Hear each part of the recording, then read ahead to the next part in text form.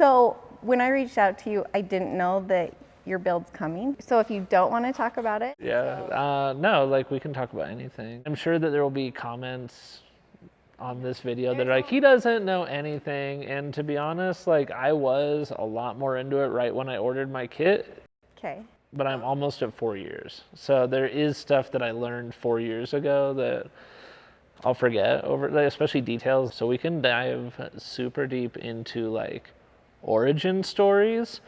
Or we can get into like his stuff. Like there's a lot of stuff that you can jump into. We'll start here and just see where it goes. So I'm Brent, it's nice to meet you. Actually, we've known each other for a while. You were like the nicest person when I started getting into cars. And I didn't know that you had a YouTube channel, but that's a big deal because think of the car community. And like, you could be kind of like, this girl's dumb, but you were so nice. It's tough too with YouTube, and you have to do it because you're having fun. Right? And when I watch your channel, it's like, she's having fun. And so that's a lot of the same reason I did mine. And I'm kind of going through a branding thing right now. It was Basement GP forever because I had a Mini Cooper simulator in my basement, right? And so it all started with, I wonder if I could get like a viral video doing that. I got to at least document this because no one's really done it. I front paged on Reddit, if you know what that is, right? Okay. Some people don't. I got picked up, I think KSL here locally, Utah's news channel. They interviewed me about it. I think it was Motor Authority was the one that made it big. I got posted on like Top Gear's website. I got posted on The Drive, and that was like my claim to fame, I guess. So that's kind of how my YouTube started, was off of this car. Basement GP, like MotoGP, because I really like MotoGP race, like motorcycle racing.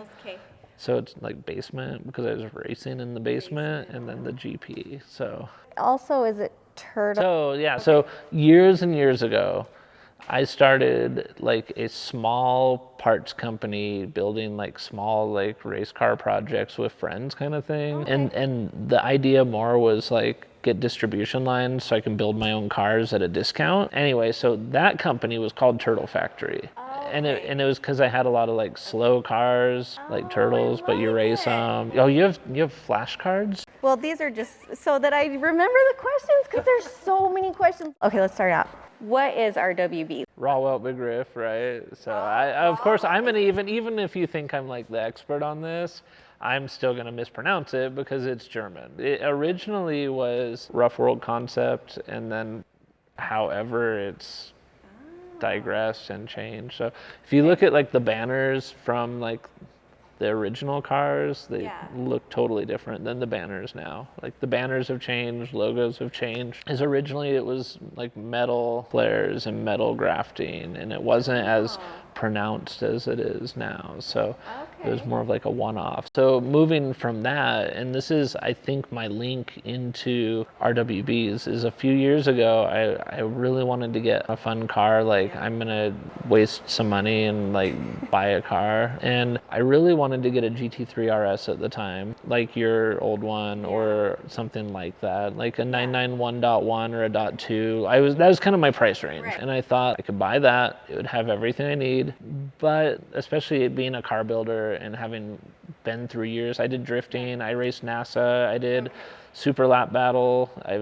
You've done everything. Like I've done a lot of stuff. And I like tinkering, I like building, I like doing my cars. Yeah. And so with the GT3 RS, the problem for me was it's like, well, what do you do? There's not a lot more to do to the car because it's basically a perfect car, right? It's not that it's a bad car, it's that it's perfect. So you don't really need to change things. And so I had actually worked for Porsche also. Being there, being around 911s, I mean, that's when I really started like getting the itch to buy a GT3 RS. Because I'd see them, and again, like a GT3 RS isn't like every 911 coming through. Even working at Porsche, when a GT3 RS comes through, you're like, stop everything, go check it out, look at it, talk to the client, like, right? Because they're cool. But when it came down to it, I really wanted to build a car, and I wanted something I could mess with. I wanted something that would be kind of that halo car for me, like a top, like something like my dream car, but like still had more of me in it. Like I'm like in my late 30s, I still skateboard. I suck at it, but like I like skateboarding, I like snowboarding. Up until recently was in a punk band. I wanted to embody a lot of that into this car. I figured if I'm gonna have like one car, I want something with like soul and spirit. And so I thought what I'll do is I'll find a car first and then I will build, like do an RWB. How did you find out about RWB? I was at work at Porsche one day and somebody said, hey, Nakai is in town building this car across town. He's just here today and tomorrow. And so I just took like maybe the longest lunch break I've ever taken. Didn't say like I'm going to whatever. I just said I'm going on lunch. And it was so weird because I was so enamored by this thing that I could have been fired that day and I probably wouldn't have cared. Because I think I left for like 3.5, 4 hours. When you left, did you know what was like you knew? Like I knew what I was getting into, kinda. Yeah, and I got there probably a little bit too early, and this is in some of my videos too, but like I got there before Nakai had gotten there. And even before this, I had been making some like RWB paintings, and like I've painted and made some just like car art and stuff. So I went in and met him, Nakai, and had him sign one of my things, and then watched the build, and I don't know, it was like one of the better days, and I was like, I'm doing this, right? Yeah. Like, this is it, GT3 RS is out, this is in. There's a lot of validation in it too, because it's not just like a normal, like, buy a kit, ship it, bolt it on with your buddies and make it work. Like seeing somebody who installs and understands and knows, like he understands the car. Because most people that don't like RWBs, they don't understand that they come from performance background. So the whole reason that they even exist, to my knowledge, and this could be wrong, Nakai was spending so much time on track and he had these cars, but he kept getting wider and wider tires because he wanted more grip and more control, and he wanted to be more competitive, have better times. The track that he was racing on had rules and regulations around fender sizes as they relate to the tires. And so he had to start inventing ways to get the cars wider so that he could now have the wheels and tires he wanted to run on the car on track. So people don't realize this wasn't like a pimp my ride Fallout thing, right? Like where it was all about style. It completely was function first and form second. And so it started out that way. The idea behind RWB or Rough World, right, is it's all about the second life of the vehicle. It's about the cars had one life. A lot of the cars that you'll see come from pretty rough donor cars, right? Bondo covered, whatever. And people give them a, kind of a second lease on life. So it's the second iteration of the vehicle's existence, right? And so that's why the cars get named. It's like a rename. It's almost like a baptism or something, right? Where the cars get this new name and this rebirth. Where does the name come from? Like, does Nakai name them? Oh, the car naming? Yeah, so there's a lot of background kind of into all this, and there's so many rumors, right? When Nakai was first building, there were so many rumors around, like, does he need to have cigarettes or beer? And there's a lot of stuff that I think's become tradition. And so what would happen is people would kind of invent their own lore around the cars. I used to think that they got named, like, right then, right there. I've had a few friends buy cars from Japan that have been built recently that still don't have names. My friend actually owns Patrick Adair. You've met him. Yeah. So he has the second one ever built. The second one, the white one. Yeah, so Nakai Stella Artois is the black one that you see with the gold wheels and whatever. That's the first one. That's the original. The white one was his best friend, Toshi. And so Toshi had this car. It was the second one. It's built for race, right? You've seen it. It's a race car, right? And so when we were getting that car here, Patrick said, hey, what's the name on the car? And I said, I don't know. Let me talk to Toshi and I'll ask him. And I talked to Toshi. And Toshi said, oh, it's just RWB number 2. It's never been named. It's interesting because the names come once Nakai decides on a name. So he might decide on a name during your build or 20 years later. You know, Nakai's, he's a human being. He's a humble human being, right? He's not about you following his rules. And he's very Japanese cultured. He's from Japan. that's his life, right? He reminds me a lot of like samurai, right? Like they have their boldness and their talent and their passion, but they're patient and they're humble and they have this kind of rhetoric to them. And so I think Nakai is a lot like that, where it's not about like rush out. But with the naming, I always believed that it was he gives the name and that's it. Like a lot of the newer cars that I've seen, he certainly is open to suggestions from owners. So I think that there is like a level of that, but a lot of it, like for me on my car, I just want it to be named whatever he feels like naming it. Your kit's here, you've had it painted, right? I've had my kit for 2 years. Yeah, when we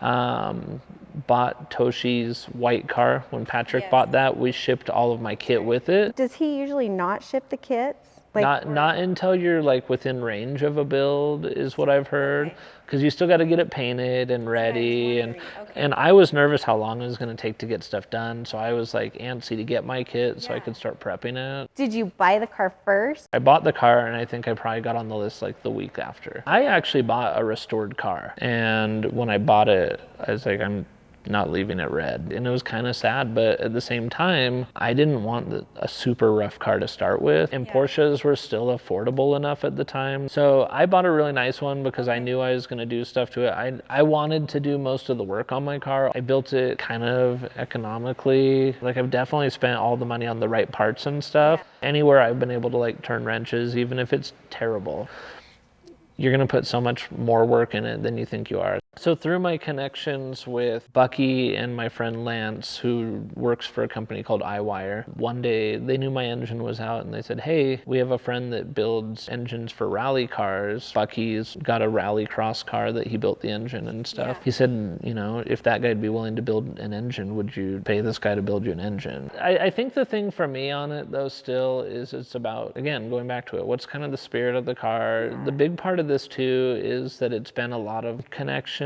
but I think that the car's got a better story. Like I've known Cole since I was racing at the track, so I wanted Cole's company to build my cage, right? Vince, who built my engine, like I met him through two good friends, Lance and Bucky. It was like, would be a cool idea. It's related to my friends. It's got a good story. And actually, this is kind of cool too. So the seats that I wanted were discontinued or about to be discontinued when I was trying to buy them. But the very first build that I had gone to, that one in Portland, he had the same seats I wanted, and he wanted some new Recaro seats instead. And so I actually own the seats in my car out of the first build I ever went to.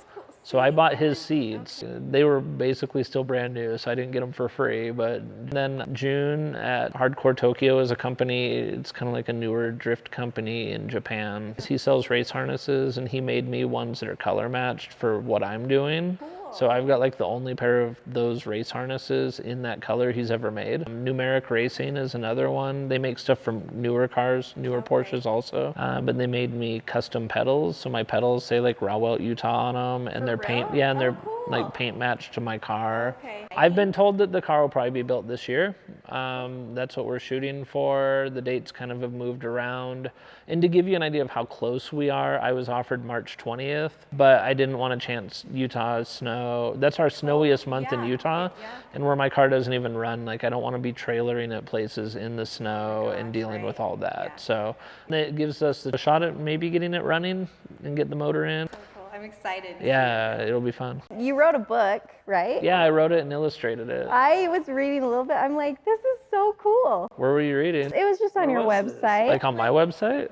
Yeah. Oh yeah, I have a website. It's just my name.com, Brent Cheney. Well, it's tanukiart.com and brentcheney.com. Where can I buy a book? Just on your website? You can get a digital version on Amazon, and then the other ones are just on my website. It's just brentcheney.com or tanukiart.com. The decks, the skateboard decks. So it was probably like a year ago, but I saw your post with Bucky Lastig and the decks. I think with Bucky we did 5 skateboards last year, and then one for Subaru. Yeah, so the first one came out a year ago, and then Subaru has one that they sell like at all their like Subi Fest and like their big Northwest meet. They have a bunch of Subaru sponsored events they go to. So they sell them skateboards at that and hats and stuff. And then, yeah, I've just done a few with Bucky, I guess, since then. We've got other stuff coming still, and like we're not done. There's no stopping us.